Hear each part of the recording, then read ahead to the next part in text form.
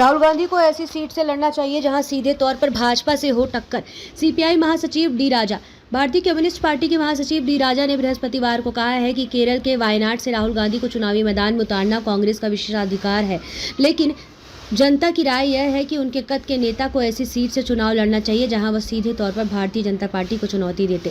वायनाड से भाकपा ने राहुल गांधी के खिलाफ राजा की पत्नी एनी राजा को उम्मीदवार बनाया। राजा ने पीटीआई भाषा को दिए साक्षात्कार के विपक्षी गठबंधन इंडिया के संदर्भ में कहा कि कुछ मतभेद होने स्वाभाविक है, लेकिन इस गठबंधन ने लोगों के समक्ष वैकल्पिक एजेंडा पेश किया है। राहुल गांधी के खिलाफ वायनाड में एनी राजा को उम्मीदवार बनाए जाने के संदर्भ में वामपंथी नेता ने कहा कि जनता की राय है कि उनके कद के नेता को भाजपा के खिलाफ चुनाव लड़ना चाहिए था, क्योंकि हम राष्ट्रीय एवं राज्यों के स्तर पर वैचारिक राजनीतिक रूप से भाजपा से लड़ रहे हैं।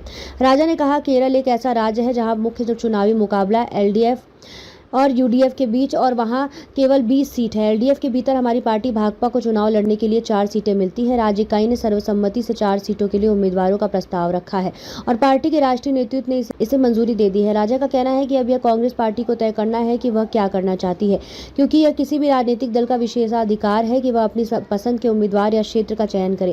केरल में वामपंथी गठबंधन एलडीएफ की सरकार और कांग्रेस की अगुवाई वाला यूटीएफ मुख्य विपक्ष है। उन्होंने कहा कि यदि राहुल गांधी भारत के दक्षिणी हिस्से से किसी सीट से चुनाव लड़ना चाहते थे तो वह कर्नाटक या तेलंगाना में से एक सीट चुन सकते थे। वहां भी भाजपा को सीधे चुनौती दे सकते थे। झारखंड में भाजपा की प्रदेश में इकाई के अकेले चुनाव लड़ने की तैयारी से जुड़ी खबरों के बीच राजा ने कहा कि बातचीत जारी है। उन्होंने यह भी कहा कि बिहार के नीतीश कुमार की पार्टी जनता दल का इंडिया गठबंधन से बाहर जाना एक विश्वासघात था।